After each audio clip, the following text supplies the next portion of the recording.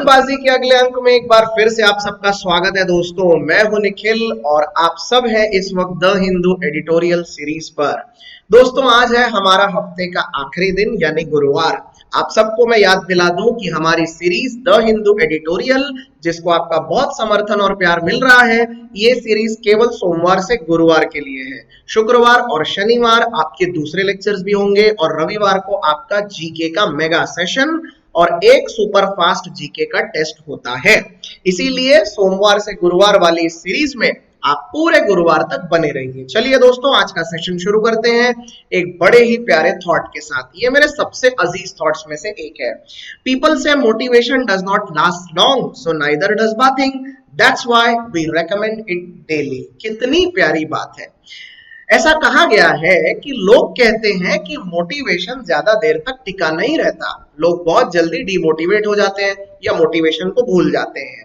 तो लोगों को यह भी तो सोचना चाहिए कि कोई भी चीज लंबे समय तक टिकी नहीं रहती। नहा लेना लंबे समय तक नहीं टिकता, रोज मुंह धो लेना लंबे समय तक नहीं टिकता। तो जिस तरह नहाना, मुंह धोना, खाना खाना रोज जरूरी है, क्या मोटिवेशन रोज जरूरी नहीं है? क्या एक बार संदीप माहेश्वरी का कोई एक मोटिवेशनल वीडियो सुन के आप जिंदगी भर के लिए मोटिवेट हो जाएंगे? क्या मार्टिन लूथर किंग की एक किताब पढ़ के आप जिंदगी भर के लिए मोटिवेट हो जाएंगे? ये पॉसिबल नहीं है दोस्तों। जैसे जैसे जिंदगी में हालात आते जाते हैं, जैसे जैसे जिंदगी में अलग अलग परिस्थितियां निर्माण होती जाती है, वैसे वैसे हमें अलग अलग प्रकार के मोटिवेशन लगते हैं। भगवान के सामने कितने भी बार हाथ जोड़ लो कम ही है, ठीक उसी तरह से मोटिवेट रहना कम ही पड़ेगा। आपको हमेशा हमेशा हमेशा मोटिवेट रहना चाहिए। और स्पेशली चाहे नौकरियां कम हो ज्यादा हो, चाहे लॉकडाउन पूरे साल भर चले, चाहे कोरोना हर घर में फैल जाए, आप जीवित रहते हैं अपने इंटरनल विल से, अपने मोटिवेशन से। और उसके लिए ये जरूरी है कि आप अपना मोटिवेशन का च्यवनप्राश जरा रोज खाना सीख जाओ। और आपको एक बहुत सिंपल तरीका बताऊं मोटिवेट होने का। अरे भैया सबसे आसान तरीका है, रोज द हिंदू एडिटोरियल देखो। शानदार ज्ञान मिलेगा और शानदार मोटिवेशन भी मिलेगा।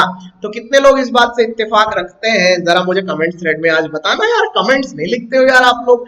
आज मुझे एक बहुत अच्छा टेस्टिमोनियल भी मिला है। एक स्टूडेंट ने बड़ा शानदार टेस्टिमोनियल भेजा है, कमेंट किया है, तो आज मैंने उसको अपने सेशन में ऐड किया है।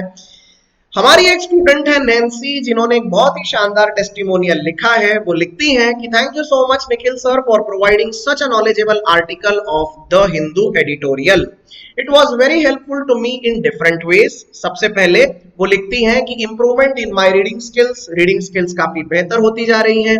दूसरा, helped me to improve the vocabulary धीरे धीरे इंप्रूव हो रही है। And to deeply understand the difficult topics, और जो भी गंभीर मुद्दे होते हैं उनको आसानी से समझना सरल हो गया है। All together, I enjoyed the way you explain each and every line so beautifully. Thank you so much. And also, I like your tone of voice while explaining. आहा, ये तो पहली ही बार हमारी तारीफ हुई है इस तरीके से कि I like the tone of voice while explaining. वैसे आपको एक राज की बात बताऊं, आजकल ना मैं जॉन सीना वाली आवाज निकालने की कोशिश कर रहा हूँ। जॉन सीना, जरा चेक करना कौन है जॉन सीना।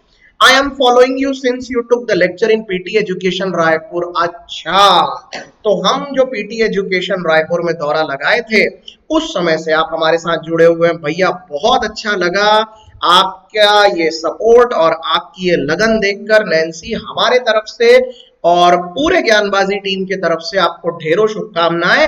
आप जो भी एग्जाम दे रही है, ज्ञानबाजी की टीम उसके लिए आपकी जरूर मदद करेगी। जो सब्जेक्ट में जो भी आपको इंप्रूवमेंट चाहिए होगा उसमें। ज्ञानबाजी यूट्यूब चैनल पर आप भी अगर अपना एडिटोरियल भेजना, आप भी इस एडिटोरियल पे अपने अनुभव लिखना चाहते हैं दोस्तों, तो वो आप हमारे साथ साझा कर सकते हैं। तो अगर आपको भी इस तरह से कोई इंप्रूवमेंट दिखाई दिया है या अगर आप हमें कोई सुझाव देना चाहते हैं, तो फटाफट अपना मोबाइल उठाइए, मैसेज टाइप करिए, मेरे नंबर पर भेजिए और उसके साथ हो सके तो अपनी एक अच्छी सी स्माइल वाली फोटो भी भेजिए। आपके टेस्टिमोनियल को हम जरूर अपने अगले लेक्चर में ऐड करेंगे ताकि ज्यादा से ज्यादा स्टूडेंट्स तक ये बात पहुंचाई जा सके और सबको इसका फायदा हो सके। So thank you so much Nancy, आपके अच्छे फ्यूचर के लिए ज्ञानबाजी की तरफ से आपको ढेरों शुभकामनाएं। चलिए दोस्तों आगे बढ़ते हैं। आप सबको याद दिला दें, आपके लिए ऑनलाइन करियर काउंसलिंग भी अवेलेबल है और मैं आपके लिए ऑनलाइन करियर काउंसलिंग एक टाइम पर 12 बजे से 5 बजे तक के समय पे या जब भी आपके पास समय हो और आप और हमारा टाइम मैच हो उस समय आप मुझे कॉल कर सकते हैं। मुझे कुछ स्टूडेंट्स के फोन आए और स्टूडेंट्स एक टाइम स्लॉट मांगते हैं। अलग अलग दिन अलग अलग टाइम स्लॉट होते हैं, इसीलिए आप बेफिक्र होके कभी भी कॉल करें। अगर मैंने कॉल नहीं भी उठाया तो मेरे तरफ से आपको कॉल बैक जरूर जाएगा। आप अपने करियर रिलेटेड किसी भी डिसीजन को लेकर अगर असमंजस की स्थिति में है, फिर चाहे वो नौकरी का हो, पोस्ट ग्रेजुएशन का हो, फिर चाहे वो करियर बदलने का हो, फिर चाहे वो करियर में चल रही परेशानियों से लेकर हो, आप एक बार जरूर इस चीज का समाधान निकालें ताकि आपको आगे इस तरह के प्रॉब्लम कभी ना हो। ऑलराइट दोस्तों, तो ये था करियर काउंसलिंग का पार्ट। अब चलते हैं आज के आर्टिकल पे और आज का आर्टिकल है हमारा realism and the undemarcated border India China special. Right, आज का टॉपिक आपको मैं जरा बता देता हूं। थोड़ा सा आपको आज मैं इतिहास समझाने की कोशिश करूंगा, इसीलिए प्लीज प्लीज प्लीज इम्पेशेंट मत हो जाना। ये वीडियो उसी के पल्ले पड़ेगा जो इस वीडियो को लास्ट तक देखेगा। अब मैं कोई खाना खजाना वाले वीडियो की तरह नहीं बोल रहा हूं कि दोस्तों अंत तक देखिए, अंत तक देखिए। अरे भैया, ये एक एजुकेशन का वीडियो है। स्वाभाविक सी बात है कि आप जब तक इसको पूरा नहीं समझेंगे, ये डेंजरस इस मामले में हो जाएगा कि आप अपने मन से कोई मतलब निकाल लेंगे। दूसरा, आपकी सोच पूरी डेवलप नहीं हो पाएगी। और तीसरा, बेटा अगर गलती से भी आरसी पैसेज में या जीडी में या ऐसे राइटिंग कंपटीशन में या फिर इंटरव्यू में पूछ लिया गया ना तो कबाड़ा हो जाएगा। इसीलिए आप हो सके तो इत्मीनान से एक एक बात को आज सुनना समझना। मैं बहुत सरल भाषा में आज सारी बातें आपको क्लियर करने वाला हूं। तो आज हम इतिहास शुरू करेंगे सीधे 1834 से और खत्म करेंगे सीधे 2020 पे। और बाप रे सर, मतलब आज तो आप 2 घंटा जलाने वाले हो। अरे नहीं नहीं नहीं नहीं नहीं, नहीं। ये सब इतिहास की कुछ बेसिक पृष्ठभूमि आपको बतानी है बस। इतनी पृष्ठभूमि अगर आपको पता चल गई तो ये आर्टिकल आपको पूरा समझ में आ जाएगा। ऑलराइट, तो चलिए दोस्तों, विदाउट वेस्टिंग टाइम आपको सिर्फ इस टॉपिक का मतलब मैं बता देता हूं। Realism and the undemarcated border. Marcation, demarcation, demarcation शब्द का मतलब होता है बॉर्डर पे लाइन खींच देना कि भैया उधर का एरिया तुम्हारा, इधर का हमारा। अनडीमार्केटेड का मतलब होता है एक ऐसी बॉर्डर जिसपे आपने लाइन खींची ही नहीं। भारत और चीन आखिर लड़ क्यों रहे हैं? क्योंकि बॉर्डर का डिमार्केशन कभी हुआ ही नहीं, इसीलिए उसको अनडिमार्केटेड बॉर्डर बोला जाता है। और रियलिज्म यानी वास्तववाद, जो सच्चाई है, उसमें और अनडिमार्केटेड बॉर्डर, दोनों चीजों के बारे में आज हम जानने की कोशिश करेंगे। दुनिया के 2 सबसे बड़े देश, दुनिया की 2 सबसे बड़ी आबादियां, दुनिया के 2 बहुत बड़े मिलिट्री पावर जब आमने सामने आ जाते हैं तो परिस्थिति कितनी गंभीर हो जाती है। और इतने बड़े 2 हाथी अगर जंगल में लड़ेंगे तो घास तो कुचली जाएगी ही। आज उसका एक बड़ा प्रमाण आपको हम देंगे। ऑलराइट दोस्तों, तो चलिए शुरू करते हैं आज का ये आर्टिकल। अब दोस्तों, शुरुआत करते समय आपको जरा मैं ये बता दूं, ये एक बहुत प्यारा नक्शा है। हम बात की शुरुआत जरा यहां से करते हैं, इसलिए इत्मीनान से सुनना आज मैं जो बताने की कोशिश कर रहा हूं। इस नक्शे को आप ध्यान से देखिए और जहां पर मैं इस वक्त अपना ये मार्कर घुमा रहा हूं उसको भी आप ठीक से समझने की कोशिश करिए। ये जो लाल रंग का हिस्सा आपको दिख रहा है, ये इतना, राइट, ये पूरा, हाँ, एक सेकेंड, ये यहां से और ये ऐसा, राइट। ये तो जितनी ये लाल बॉर्डर मैंने यहां पर ड्रॉ की है दोस्तों, ये है एक्चुअली में पूरा कश्मीर। ये है पूरा कश्मीर जो भारत को चाहिए है, जिसकी डिमांड भारत कर रहा है, राइट।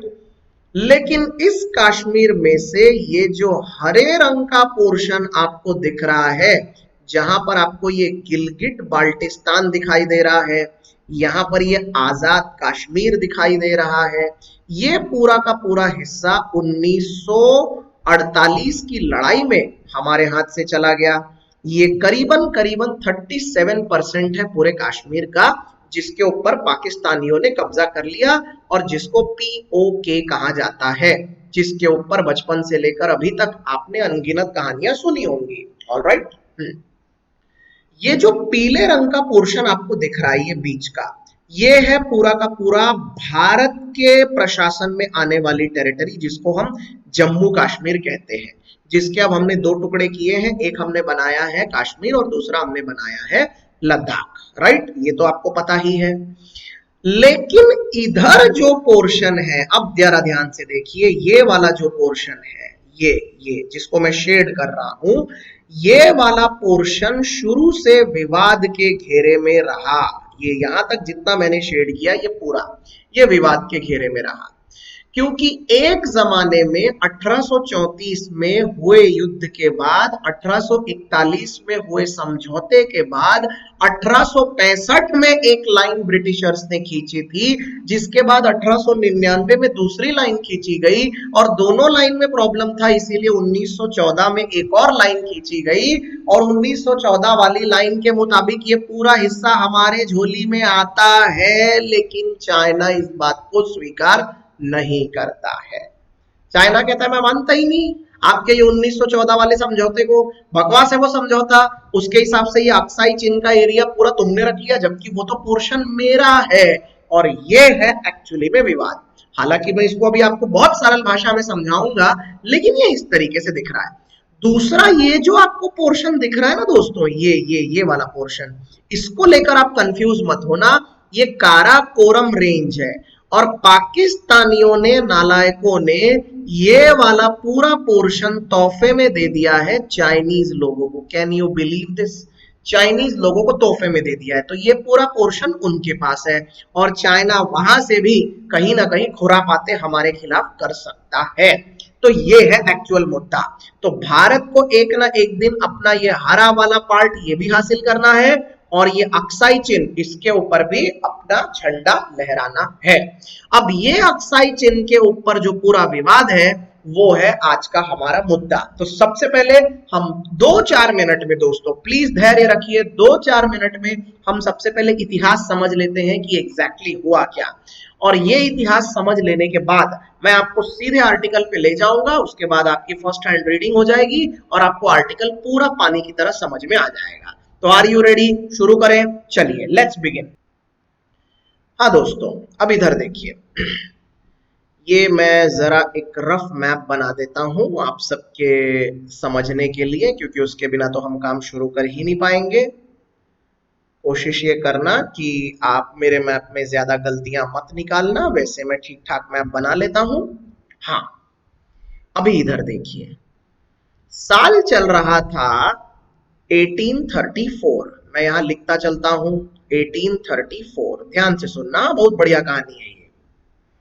सिखों की एक बटालियन ने, सिखों की एक रेजिमेंट ने सीधे सीधे यहां से हमला कर दिया इस टेरिटरी पर, यहां पर हमला कर दिया, ये पूरे एरिया पे हमला कर दिया। हमला कर देने के बाद अक्साई चिन का ये एरिया उन लोगों ने छीन लिया, अपने कब्जे में ले लिया। और इतना ही नहीं, अक्साई चिन यानी लद्दाख समझ लीजिए आप, लद्दाख का ये पोर्शन पूरा अपने कब्जे में लेकर थोड़ा और आगे तक चले गए चीनी बॉर्डर तक, और वहां के भी कुछ एरियाज को अपने कब्जे में लेना शुरू कर दिया। बाद में चाइनीज सोल्जर्स आए और उन्होंने वापस सिखों को घसीटना शुरू किया और उनको वापस अंदर तक ढकेला। ये सब कुछ चला, और 1841 में, 1841 में ये समझौता हो गया कि हम दोनों आपस में नहीं लड़ेंगे, तो हम यथास्थिति को मेंटेन करेंगे, स्टेटस को, इसको मेंटेन करेंगे, यथास्थिति को मेंटेन करेंगे। तो ये वाला जो पार्ट है, ये वाले पार्ट के अंदर चाइनीज लोग नहीं आएंगे और हम इस लाइन के बाहर नहीं जाएंगे। ये बात आप ढंग से समझो, हाँ प्लीज। ये वाली जो लाइन है, इसके आगे इंडियंस नहीं जाएंगे और चाइनीज इस लाइन के अंदर नहीं आएंगे। इसका साफ मतलब क्या हुआ कि अक्साई चीन और लद्दाख का एरिया किसका है? हमारा है। लेकिन अभी भारत स्वतंत्र तो हुआ नहीं है, हम तो ब्रिटिश के गुलाम हो चुके थे, तो हमारा तुम्हारा करने की हमारी हैसियत तो थी नहीं। समय आगे बढ़ा, 1846 की बात है, ब्रिटिश लोगों की लड़ाई हुई थी सिखों से। ब्रिटिश वर्सेस सिख, उसको एंग्लो सिख वॉर कहते हैं। ब्रिटिश और सिखों की का युद्ध हुआ। इस युद्ध में सिख हार गए और ब्रिटिश लोगों ने लद्दाख टेरिटरी पे पूरा अपना कंट्रोल जमा लिया। ओके, लेकिन ये कंट्रोल जमाने के बाद गुलाब सिंह नाम के एक बड़े सिख रेजिमेंट के एक बहुत बड़े राजा को ये पोर्शन दे दिया गया था कंट्रोल करने के लिए। लेकिन ब्रिटिशों ने ये पूरी टेरिटरी अपने कब्जे में ले ली थी क्योंकि उन्होंने वो युद्ध जीत लिया था। युद्ध जीत लेने के बाद ब्रिटिशों ने चाइनीज सोल्जर्स को कांटेक्ट करके या फिर वहां के राजा को कांटेक्ट करके ये जानना चाहा कि चलिए हम अपनी बॉर्डर जरा सेट कर लेते हैं क्योंकि हमने इतना पोर्शन जीत लिया है। चाइनीज लोगों की तरफ से कोई जवाब नहीं आया। राइट, ये एक बहुत बड़ा पार्ट है। अब एक बात यहां आपको और समझनी पड़ेगी दोस्तों, ये जो अक्साई चिन का जो एरिया, ये लद्दाख का एरिया जो आप देख रहे हो, चलो मैं इसको जरा एक बॉर्डर बना देता हूं ताकि आपको एक कंप्लीट पोर्शन दिखाई दे। ये इतना पोर्शन पूरा का पूरा जो आपने अभी पिछले मैप में भी देखा था, ये जो पोर्शन था ये बेसिकली नो मैंस लैंड है। यहाँ पर कोई खेती किसानी ढंग से नहीं हो सकती। बहुत ही उबड़ खाबड़ टेरिटोरियल एरिया है, बर्फबारी जबरदस्त होती है, मौसम माइनस टेम्परेचर में रहता है और यहाँ पर पानी की भी कमी है। इसीलिए नो डाउट यहाँ कहीं ना कहीं समस्या ये है कि ये नो मैंस लैंड है, यहाँ कोई रहता नहीं है, ये केवल ट्रेड के लिए, जाने आने के लिए एक रास्ता है। तो प्रॉब्लम ये हो गया क्योंकि यहाँ कोई रहता ही नहीं था, इसीलिए लोगों ने इस पोर्शन पे ज्यादा ध्यान दिया भी नहीं। इसीलिए बॉर्डर खींचने के काम को चाइनीज लोगों ने भी इग्नोर कर दिया, तो ब्रिटिश लोगों ने भी उतना ढंग से नहीं किया जितने की जरूरत थी। ये समझ में आ गया आपको? आज भी आप अगर उस एरिया में जाएंगे तो आपको पॉपुलेशन बहुत कम मिलेगी क्योंककि है ही नहीं लोग, ये पोर्शन रहने जैसा है ही नहीं। राइट, ओके, अब आगे बढ़ते हैं। ये सब कुछ हो जाने के बाद 1865 का एक दौर था जब W.H. जॉनसन नाम के एक ब्रिटिश अधिकारी ने, जो कि एक सिविल सर्वेंट थे, उन्होंने बॉर्डर डिमार्केशन का काम शुरू किया। बॉर्डर डिमार्केशन का काम, राइट। और इस बॉर्डर डिमार्केशन के काम के मुताबिक अक्साई चिन को भारत का एरिया दिखाया गया और इसको इंडियन टेरिटरी में डाल दिया गया। ये बात आप याद रखना। भारत आज भी यूएनओ के सामने ये 1865 वाला ही नक्शा दिखाता है और भारत कहता है कि यही था, यही है असली, क्योंकि अक्साई चिन का जो एरिया था वो तो उस जमाने से हमारा ही है, तो उनका कहना बिल्कुल ठीक है। राइट, अब कहानी में जरा ट्विस्ट आता है। इस पोर्शन के ठीक ऊपर है XAR। क्या है? XAR। X का फुल फॉर्म है दोस्तों जिनजियांग। ओके, मैं यहां लिख देता हूं जिनजियांग, और A मतलब ऑटोनॉमस, R का मतलब रीजन। तो जिनजियांग ऑटोनॉमस रीजन ये एक बड़ा पोर्शन है जो कि यहां से लेकर काफी लंबा इस तरफ तक फैला हुआ है। और इसी जिनजियांग ऑटोनॉमस रीजन के साथ ही नीचे वाले पूरे पोर्शन को हम कहते हैं तिब्बत। समझ में आया आपको? आपको मैं जरा एक छोटे मैप में फिर से दिखा देता हूं। ये कुछ ऐसा है, राइट, ये ऐसा हो गया। ये इधर है जिनजियांग प्रोविंस, ओके, ये XAR का पूरा प्रोविंस जिनजियांग ऑटोनॉमस रीजन, और यहां पर है तिब्बत, और तिब्बत की कैपिटल यहां पर लासा, राइट, ये लासा, LHASA, लासा, राइट। और ये है अक्साई चिन, लद्दाख अक्साई चिन, ये आप समझ सकते हैं। ये क्लियर हो गया। चाइना के लोग अभी भी जिनजियांग ऑटोनॉमस रीजन पे कब्जा नहीं रखते थे, ये बात आप पहले समझ लो, नहीं तो आपको लगेगा कि ये पोर्शन शुरू से चाइनीज लोगों का था। नो, यहाँ का एक अलग राजा हुआ करता था और वो राजा अभी भी चाइनीज लोगों से हार कर अपना पोर्शन चाइनीजों को नहीं दिया था उसने। तो चाइना दरअसल इसके पीछे इधर से शुरू होता था। समझ में आया? 1865 में जब ये बॉर्डर खींची गई तब तक चाइना का कब्जा जिनजियांग ऑटोनॉमस रीजन में नहीं हुआ था। समझ में आया? राइट, लेकिन वक्त बदला। 1899 की बात है, एक बार फिर से बॉर्डर डिमार्केशन का काम शुरू हुआ और मैककार्टनी मैकडॉनल्ड लाइन खींची गई, और इस लाइन के आते तक 1871 में चाइना ने जिनजियांग ऑटोनॉमस रीजन पे कब्जा कर लिया था। ऑटोनॉमस रीजन पे कब्जा करने के बाद तिब्बत और ल्हासा का भी ये पोर्शन पूरा चाइनीज कब्जे में जा चुका था। अब चाइनीज लोग ये चाहते थे कि अक्साई चीन के ऊपर से एक रास्ता बनाते हुए वो जिंगजियांग रीजन को ल्हासा से जोड़ना चाहते थे। और जब ये सारी चीजें चल रही थी तब वहां से असली में विवाद शुरू हो गया। तो 1899 में जो बॉर्डर बनी वो कौन सी बनी? Macartney MacDonald line. और इस बॉर्डर के मुताबिक ये वाला अक्साई चीन का जो हिस्सा है ये चाइना को दे दिया गया। अब कंफ्यूजन हो गया। ब्रिटिश लोग कभी W.H. जॉनसन लाइन के हिसाब से चलते थे, कभी मैककार्टनी मैकडोनाल्ड लाइन के हिसाब से चलते थे, और दोनों में से कौन सी फॉलो की जाए ये अपने आप में एक समस्या बन गई थी।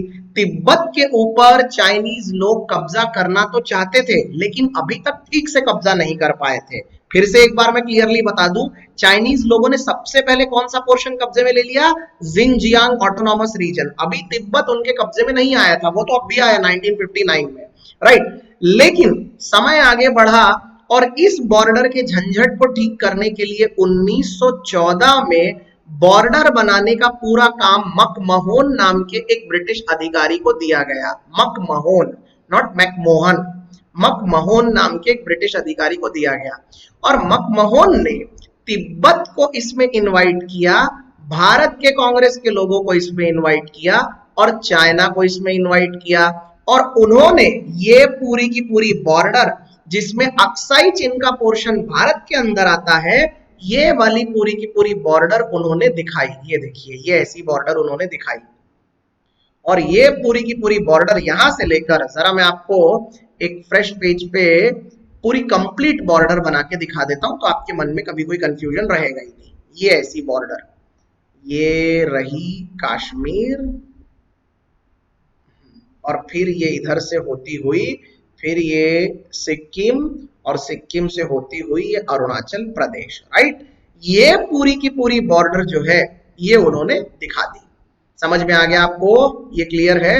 ये ऐसी, राइट। हाँ, प्लीज जब तक ये बेसिक क्लियर नहीं हो जाता ना, हम डायरेक्टली कॉन्फिडेंटली आगे नहीं बढ़ सकते दोस्तों। अब यहां पर भी इंडिया और चाइना का बॉर्डर है, यहां पर भी इंडिया और चाइना का बॉर्डर है, और यहां पर भी इंडिया और चाइना का बॉर्डर है। तो मकमहोन साहब ने जो बॉर्डर बनाई थी उस बॉर्डर के मुताबिक ये पूरा का पूरा पोर्शन इधर का, इसको नेफा कहा जाता है। ये नेफा अरुणाचल प्रदेश का पोर्शन ये भी इंडिया के पास है। ये अक्साई चीन का पोर्शन ये भी इंडिया के पास है, राइट। और सिक्किम तो एनीहाउ भारत का हिस्सा है ही। तो 1914 में ये जो बॉर्डर का जो समाधान आया, इसके ऊपर इंडिया ने बोला ओके हमें मंजूरी है, इसी के ऊपर तिब्बत ने बोला ओके हमें मंजूरी है। लेकिन जब चाइना से पूछा गया are you okay with this, China ने बोल दिया no this is not okay, ये बॉर्डर हमारी है, आप ये नहीं ले सकते। लेकिन प्रॉब्लम ये था कि दो लोग फेवर में थे, एक अगेंस्ट में था, इसीलिए 2-1 से ये रिजोल्यूशन पास हो गया और ये बॉर्डर भारत की मकमहोन बॉर्डर जो है वो बन गई।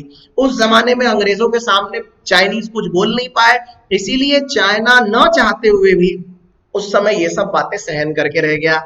आज चाइना एक आग उगलता हुआ ड्रैगन है, तो आज उसको लगता है कि वो सारी की सारी बॉर्डर अपनी वापस से रीगेन करेगा।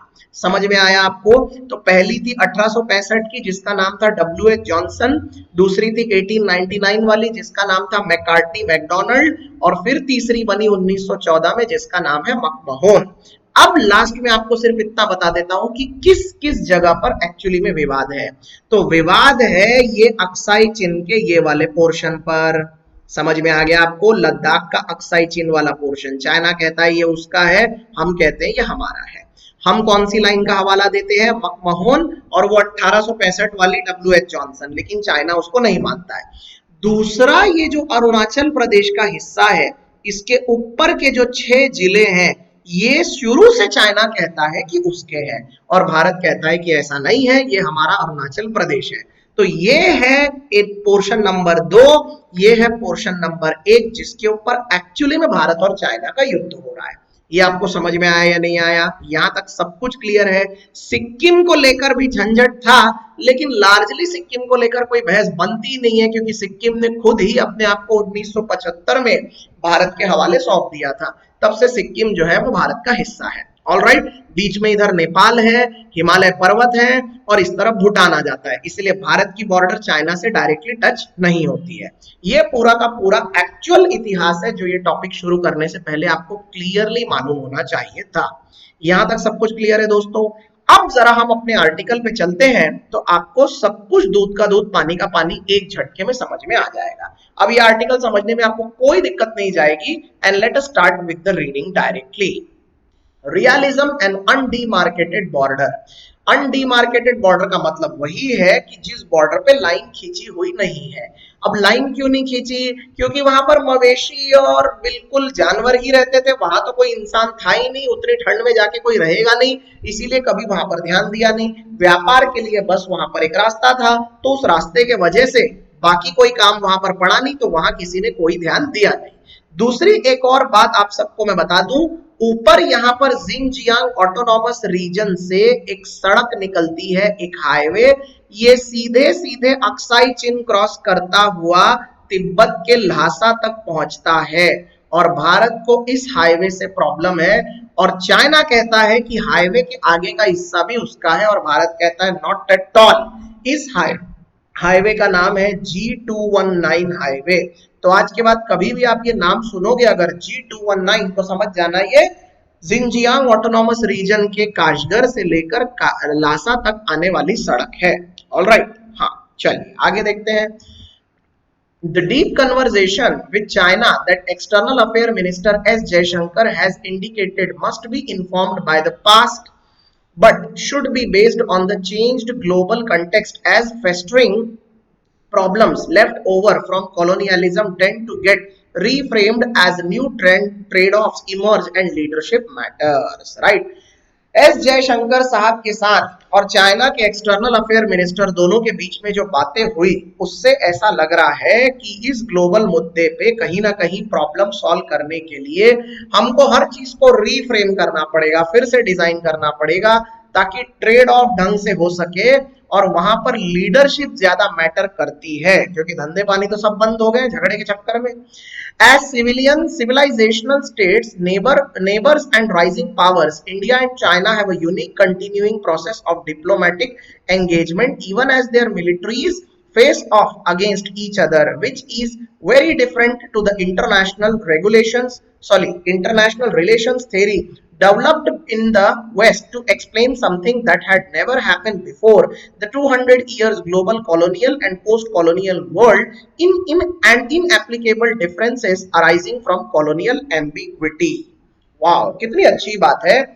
ये बोल रहा है कि चाइना भी एक बहुत बड़ा सिविलाइजेशनल देश है। सिविलाइजेशनल देश का मतलब होता है जहां पर कोई ना कोई सभ्यता पनपती थी पहले, और भारत भी एक सिविलाइजेशनल, दुनिया की सबसे पुरानी सभ्यता तो भारत में ही पनपी थी। ये पता है कि नहीं? इस बात का गर्व है कि नहीं आपको? हाँ, होना ही चाहिए। दुनिया की सबसे पुरानी सभ्यता भारत में पनप रही थी, जिसका नाम था सिंधु घाटी सभ्यता, और चाइनीज सिविलाइजेशन जो था वो वहां पर पनप रहा था, जिसको आप हान डायनेस्टी सिविलाइजेशन या मांचू डायनेस्टी सिविलाइजेशन, उसके बाद किन डायनेस्टी आई, उनके भी अपने कई सारे सिविलाइजेशनल प्रॉब्लम्स रहे। तो होता यह है कि जब दो बहुत बड़े सिविलाइजेशनल स्टेट आमने सामने आ जाएं, तो उनके लिए किसी भी समस्या का समाधान डिप्लोमेटिक तरीके से निकालना ही अच्छा होता है, क्योंकि अगर ऐसे देश अगर झगड़े पे आ गए तो उनके लिए ये बेहद मुश्किल हो जाता है कि वो एक दूसरे के कल्चर को समझ पाए, और दोनों में किसी तरह की कोई सिमिलैरिटी मिलती तो है नहीं। चाइना एक एग्रेरियन सिविलाइजेशन चलाता था, यानी कृषि सभ्यता चलाता था, और चाइना के ऊपर था मंगोल, और मंगोल लोग हमेशा चाइना के एग्रेरियन सिविलाइजेशन पे अटैक करके उनका अनाज लूट लिया करते थे। वो अनाज लूट लेने के बाद मंगोलियंस का सबसे शातिर और सबसे खतरनाक एम्परर था चंगेज खान, और चंगेज खान ने न केवल चाइना में बल्कि भारत आने के लिए ऑलमोस्ट तैयार हो चुका था। वो तो भला हो कि किसी वजह से वो भारत नहीं आ पाया, उस कहानी को कभी और समझेंगे। अदरवाइज आज भारत का इतिहास ही पूरा और होता अगर चंगेज भारत में घुस गया होता तो। याद रखना, हाँ, मंगोल्स भारत में आए लेकिन चंगेज खान कभी भारत नहीं आया। यही वजह है कि चंगेज के न आने के वजह से कहीं ना कहीं भारत में मतलब काफी कुछ बच गया, अदरवाइज वो तो दीमक की तरह हर चीज चाट जाता जैसा उसने बहुत सारे यूरोपियन कंट्रीज के साथ किया ऑलरेडी। ऑलराइट, आगे बढ़ते हैं दोस्तों। यहाँ पर ये दिया हुआ है the 200 years of global colonial and post colonial world and inapplicable differences arising from colonial ambiguity। yes, ambiguity इस शब्द का मतलब होता है कंफ्यूजन या विचारों में मतभेद। एम्बिग्विटी का मतलब क्या होता है? विचारों में मतभेद। अब आप जरा ध्यान से समझिए भाई, 200 साल तक भारत पर ब्रिटिश ने शासन किया। चाइना में ऐसा नहीं था कि किसी ने शासन किया नहीं, लेकिन चाइना बहुत बड़ा देश था, इसीलिए पूरा का पूरा चाइना कभी किसी का गुलाम रहा नहीं। राइट, ये बात क्लियर है। इन लोगों के चले जाने के बाद प्रॉब्लम ये हो गई कि जो पट्टी वो पढ़ा के गए उस चीज के ऊपर हम आज भी बहस कर रहे हैं।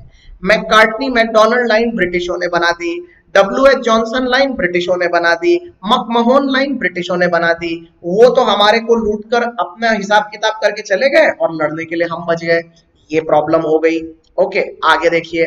Prime Minister Narendra Modi's assertion that this is the age of development and former generals of Leh-based corps pointing the undemarcated border, suggesting a practical boundary along the Karakoram watershed reframes the national interest। बताइए, मोदी जी भी किसको समझाने में लगे हुए हैं?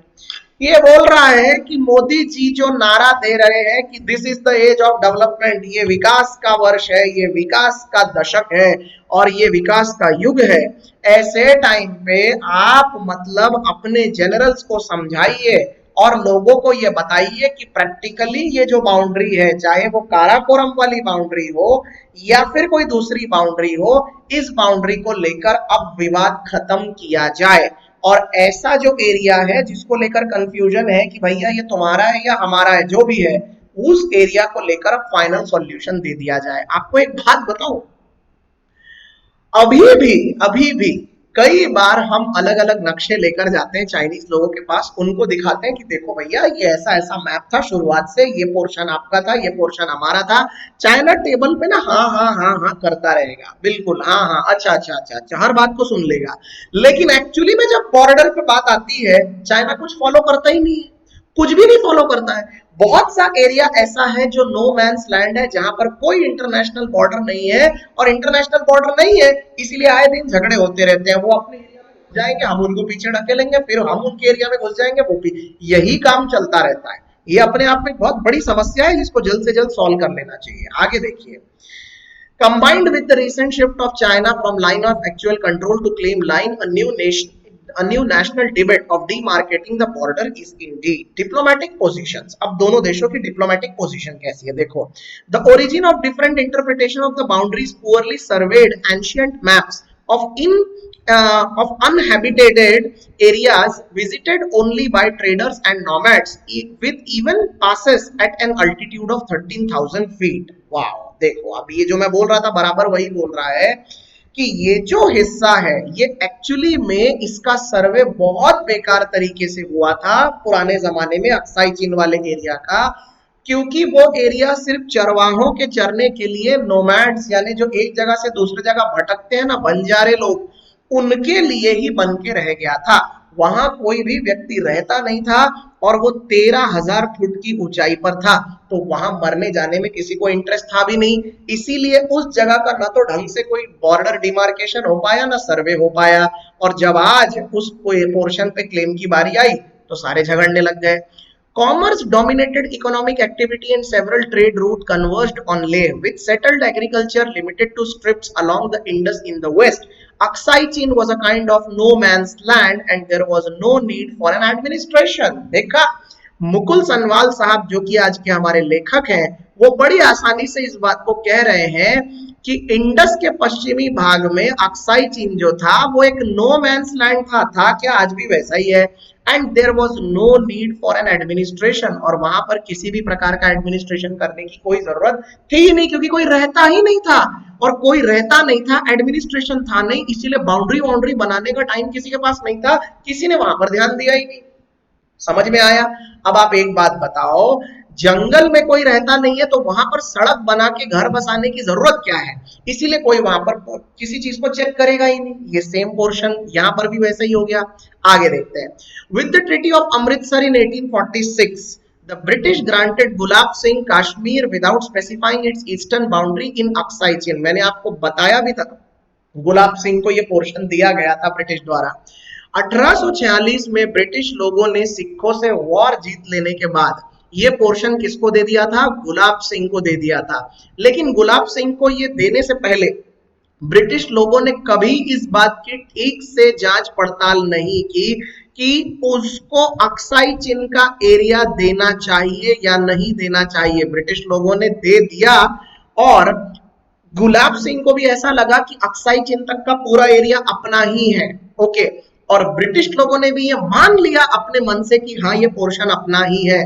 दूसरी तरफ बैठे हुए थे चाइनीज, वो भी यही समझ रहे थे कि नहीं नहीं वो पोर्शन उनका ही है, और इस उनका उनका के कंफ्यूजन में ये सारा का सारा खेल बिगड़ गया। According to Article 2 of the treaty, the boundary was to be defined by a separate engagement after survey. The first one, the Johnson-Ardagh line, surveyed in 1865। मैंने आपको बोला था ना जॉनसन लाइन 1865 में बनी थी। Ran along the Kunlun Kashmir and was communicated to China। Okay, ये जो 1865 वाली लाइन है ये कनलन कश्मीर माउंटेन से होकर गुजरती है, और इस बात के बारे में चाइनीज लोगों को ढंग से उस जमाने में बताया गया था, और भारत आज भी इसी लाइन का हवाला देता है। Another survey of McCartney McDonald ran over the Karakoram range, treating the Indus watershed as the border. The later survey, officially sent by the British to China in 1899, was not followed up and the border remained undefined। देखा, 1899 में जो border खींची गई थी McCartney McDonald वाली border, उसमें जरा से चेंज लाए गए थे। उसमें इंडस वाटर वाला जो पोर्शन है वो पूरा का पूरा वाटरशेड का पोर्शन जो है वो चाइनीज लोगों को दिया गया था। लेकिन जब ये वाली लाइन खींच के ब्रिटिश लोगों ने चाइनीज लोगों को वो दिखाई, चाइना की तरफ से उसके ऊपर कोई जवाब आया नहीं, इसीलिए वो वाला मसला तब से अनडिफाइंड रह गया। तो किसी को समझा ही नहीं कि आगे करना क्या है। The dispute continues to be which watershed defines the boundary। आखिर कौन सा वाला watershed का पार्ट भारत का और कौन सा चाइना का, यह तय नहीं हो पाया। Prime minister Jawaharlal Nehru, according to the official transcript of the boundary talks with Prime Minister Zhou Enlai in April 1960, argued that it is true that the boundary is not marked on the ground। 1960 की बात है, जवाहरलाल नेहरू और prime और China के जो premiere है जिनका नाम था जाओ एनलाई, इन दोनों की बैठक हुई थी 1960 में। ओके, और उसी समय वो नारा चला था हिंदी चीनी भाई भाई वाला, वो आपको पता होगा। और उस समय पहली बार ये तय हुआ था कि ये बाउंड्री का दरअसल करना क्या है। आपको पता है एग्जैक्टली क्या हुआ था? हुआ ये था कि 1959 में तिब्बत पे कब्जा कर लिया था चाइना ने अपनी आर्मी भेजकर, और तिब्बत पे कब्जा करने के वजह से जो दलाई लामा है, जो कि तिब्बत में मॉन्क्स के सबसे बड़े गुरु हैं, दुनिया के सबसे बड़े धर्म गुरु हैं, वो दलाई लामा दरअसल भागकर इंडिया आ गए थे। और इंडिया आने के बाद उन्होंने अपनी जान बचाने के लिए बोला, जवाहरलाल नेहरू ने बोला कि देखो आप मेरी शरण में आ गए हो और आपके चक्कर में चाइनीज हम पर भी अटैक कर देंगे, क्योंकि तिब्बत हट जाने के बाद अब चाइना सीधे सीधे भारत के साथ बाउंड्री मिला रहा है ना। तो इसीलिए 1960 में, इससे पहले कि तिब्बत के चक्कर में भारत का कोई पोर्शन अननोइंगली चाइना अपने कब्जे में ले ले, जवाहरलाल नेहरू ने पहल की और जवाहरलाल नेहरू ने जाओ एनलाई को चिट्ठी लिखी और उनको बोला कि भैया ये बॉर्डर का काम है ना, अपन निपटा लेते हैं, कल को झगड़े वगड़े नहीं होने चाहिए। समझ में आया आपको? और तब से दलाई लामा, आज 50-60 साल हो गए, दलाई लामा हमारे साथ यही रहते हैं हिमाचल प्रदेश में धर्मशाला में। ओके, आप जाके मिल लेना उनसे एक बार। But if the delimitation can take place by definition of high mountain areas and watershed, and if it is normally accepted principle of demarcation, then it is precisely defined in the past। His reference was to Kunlun range। Premier Chow position was, we do not recognize McMahon line but that we were willing to take a realistic view with Burma and India. देखो 1960 में जब जाओ एनलाई आए तो उन्होंने साफ ये बोल दिया कि मकमहोन लाइन को हम नहीं मानते हैं, लेकिन हम वास्तविकता को समझने में विश्वास रखेंगे, बर्मा को भी बुला लो, बर्मा और इंडिया दोनों के साथ हम ये करना चाहेंगे। अब आप बोलेंगे बाप रे ये बर्मा कहां से आ गया? अरे भैया बर्मा का मतलब है म्यांमार, और म्यांमार से भी चाइना की बॉर्डर टच होती है ना, और म्यांमार से हमारी बॉर्डर भी टच होती है, इसीलिए ये बात उठाई गई थी।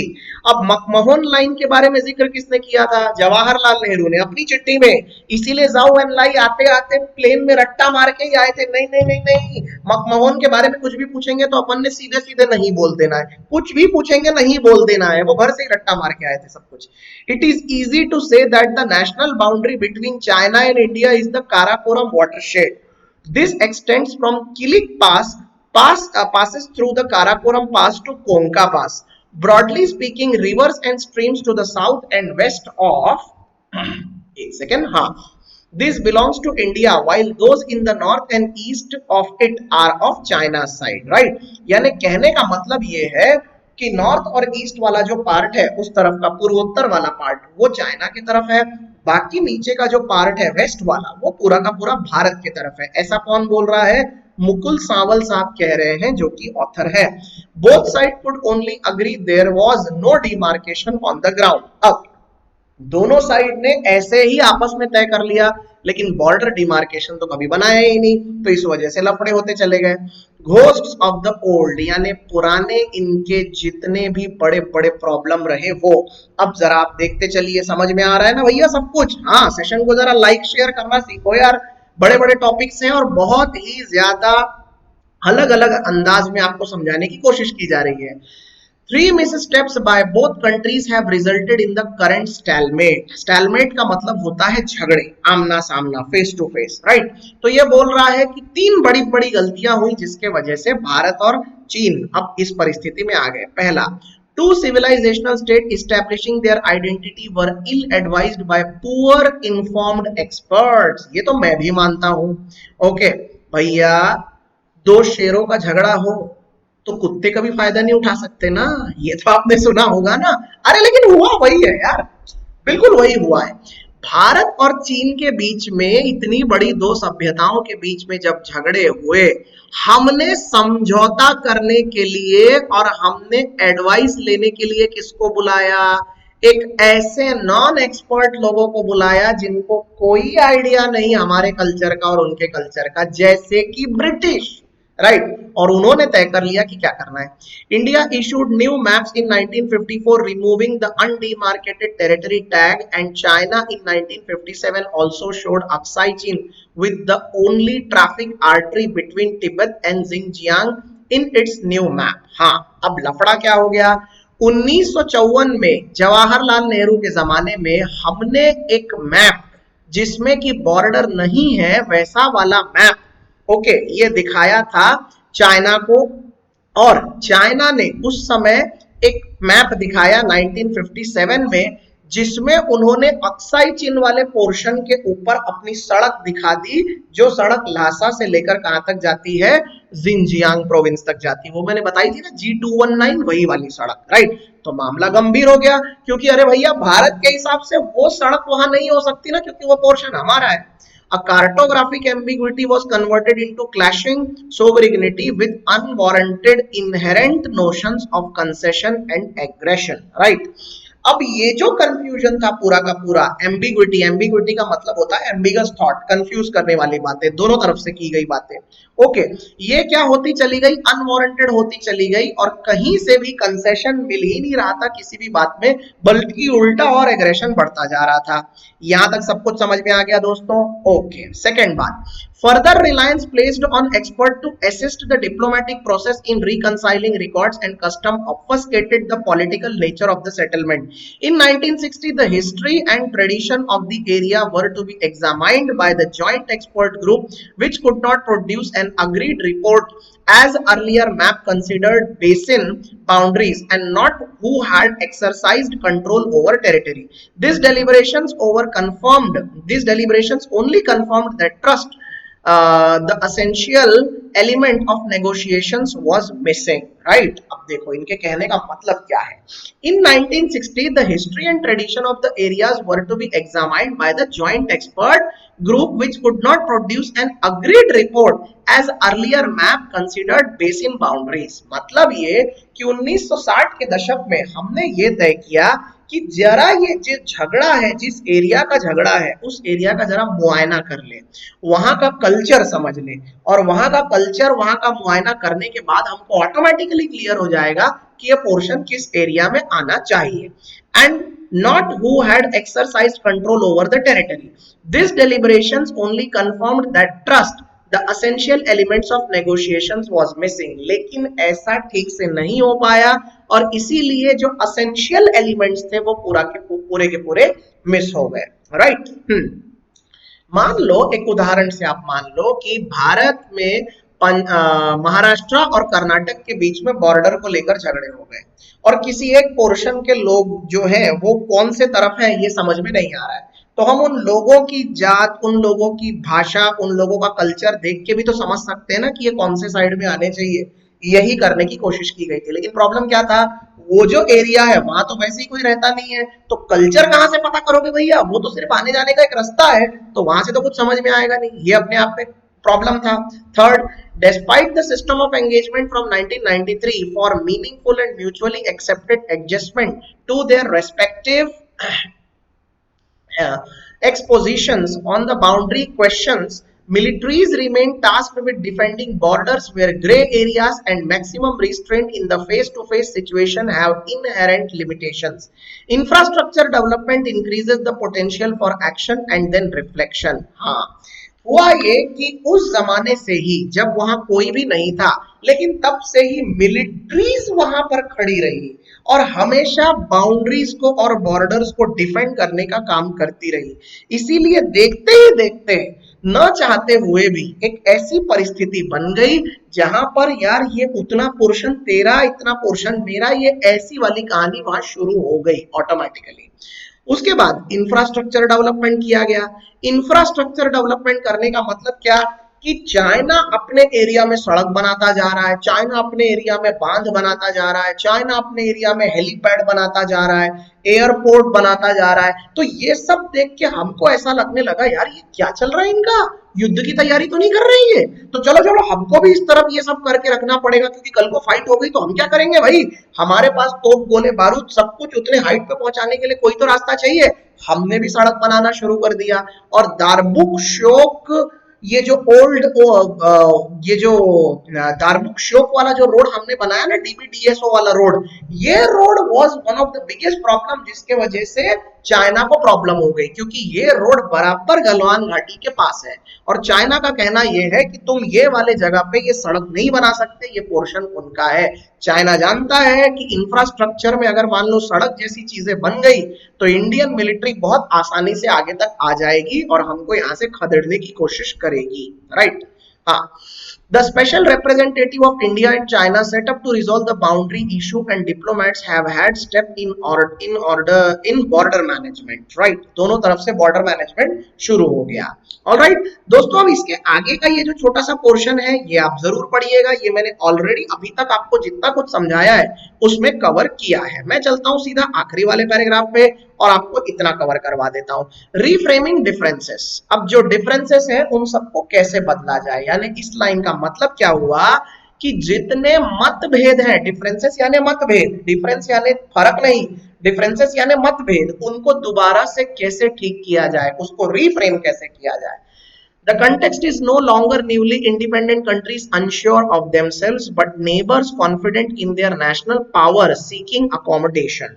Lieutenant General P.J.S. Pannu, who commanded the Leh-based corps, had advocated a boundary settlement, laying stress on the difficulties in holding grounds divided by this history. These with military clashes inevitable as the LAC not marked on the General. Lieutenant General N.S. Brar, a former chief of the staff of the Leh-based corps, has advocated a sober handling of the national security issues by accepting Chow En Lai's proposal as a practical and honorable moderation with China. Right? कहने का मतलब ये कि अलग अलग जो army generals रहे उन्होंने अलग अलग तरीके से इसको देखा और समझने की कोशिश की। ओके, अब बात वो नहीं रही है कि हम दोनों पड़ोसी देश हैं और हम दोनों एक दूसरे को पूरी तरह से लूट लेना चाहते हैं। अब बहुत से अलग अलग उसमें एस्पेक्ट जनरेट हो गए हैं, फिर वो एक ट्रेड का एस्पेक्ट हो, फिर चाहे वो हिस्ट्री का एस्पेक्ट हो, और दोनों ही जगह पर क्योंकि बॉर्डर खींची हुई नहीं थी इसीलिए अभी भी एक कंफर्म स्टेटमेंट कहीं से भी मिलना मुश्किल हो रहा है। आगे देखते हैं दोस्तों। हाँ, यहां तक हो गया।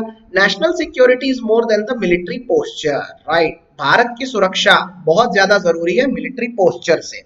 Wedded on the questionable line of 1865, the Kunlun Range, India has not claimed the more legitimate line of 1899 on the Karakoram watershed communication by the British and the Chinese, on which China has accepted the boundary with Pakistan and fully covers our patrolling points and strategic heights we now occupy, right। कहने का मतलब ये है कि 1865 में जो हमने Kunlun range, okay, जो कि इंडिया का है, वो वाला पूरा उनको दिखाया था, तो वो वाले पोर्शन के ऊपर लेजिटिमेट चीज बनने के लिए 1899 में दोबारा लाइन खींची गई और वो वाली लाइन से पूरा कंफ्यूजन खड़ा हो गया।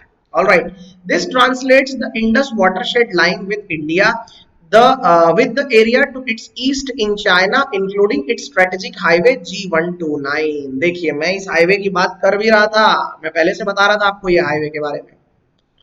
Another new development is the guidance of the Modi-Xi summit held in Wuhan in 2018। आपको तो पता ही है कि 2018 में शी और मोदी दोनों की एक बैठक हुई थी वुहान में। हाँ, वही वाला वुहान जिसके मुंह में कीड़े पड़े, नालायकों, कीड़े मकोड़े खा खा के पूरे दुनिया में वायरस फैला दिया, वही वाला वुहान बराबर। हाँ, that the boundary question should be considered from the strategic perspective of India China relations.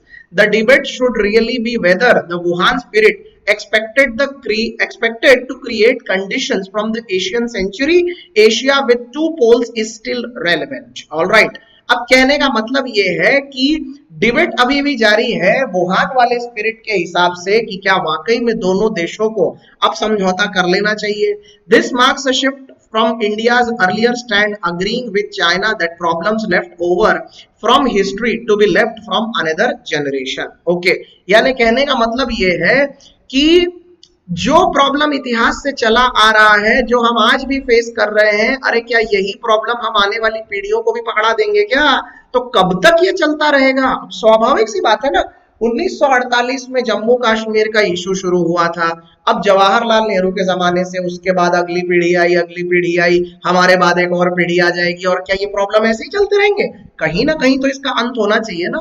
There are indications that Jawaharlal Nehru was inclined towards negotiation but feared his home minister Govind Ballabh Pant would play the national card to oust him। हाँ, आपको एक बहुत बड़ा इतिहास का एक अच्छा part बता देता हूँ दोस्तों, ये बहुत बढ़िया बात बोल रहा है। असल में जवाहरलाल नेहरू चाहते तो 1962 का युद्ध रोक सकते थे, बात में दम है, हाँ ध्यान से सुनना। 1962 का युद्ध जो हुआ इंडिया चाइना का, वो रोक सकते थे, लेकिन उनके मंत्रिमंडल में कौन था?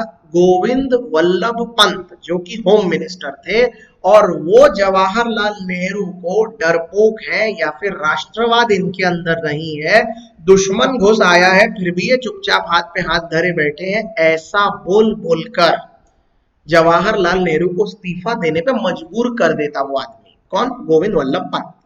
और अगर वैसा हो जाता तो नेहरू जी के हाथ से सत्ता चली जाती। सत्ता बचाने के लिए, अपनी झूठी शान को प्रोटेक्ट करके रखने के लिए उन्होंने देश को वॉर में झोंक दिया, ऐसा बोल रहा है ये पूरा का पूरा पार्ट। समझ में आया आपको? बताइए क्या क्या नहीं कर लेते लोग। Prime minister Modi secure with in the party and the national trust in him. लेकिन मोदी जी के साथ ये लफड़ा नहीं है, उनके पास तो 350 सीट्स है भाई, तो उनको कोई निकाल देगा ऐसा तो फिलहाल अभी तो कोई दिखता नहीं है। He should audit the past, explain colonial ambiguity, explain the Himalayan watershed as border and take a giant step for the $5 trillion economy। अरे वाह, काम की बात सबसे लास्ट में कर दी सर आपने। ये बोल रहे हैं कि उनको क्योंकि निकालने वाला कोई है नहीं, तो उनको क्या करना चाहिए, पूरे इतिहास को ठीक से कुरेद के देख लेना चाहिए, जैसे हमने किया। मोदी जी को बोलो ना यार ज्ञानबाजी देखा करें। एक्सप्लेन कॉलोनियल एम्बिग्विटी, वो जो झगड़े चल रहे थे कॉलोनी ब्रिटिश लोगों के आने के वजह से, उन चीजों को चेक कर लेना चाहिए। हिमालयन वाटरशेड वाली बॉर्डर को एक बार देख लेना चाहिए। और इन सब चीजों के आधार पे किसी भी तरीके से भारत और चीन का सीमा विवाद अब मोदी जी को खत्म कर देना चाहिए, ताकि $5 ट्रिलियन वाली इकोनॉमी का जो सपना हमने देखा है, जो कि सपना ही है, 2024 तक हम $5 ट्रिलियन हो जाएंगे, वो वाला सपना हम पूरा कर सके। हाँ बेटा हो जाएंगे। Bharat, Pakistan, Afghanistan, Myanmar, Sri Lanka, Maldives, Seychelles, Malaysia, Singapore, इन सब कंट्रीज की इकोनॉमी मिला के $5 ट्रिलियन तो हो ही जाएगा, है ना?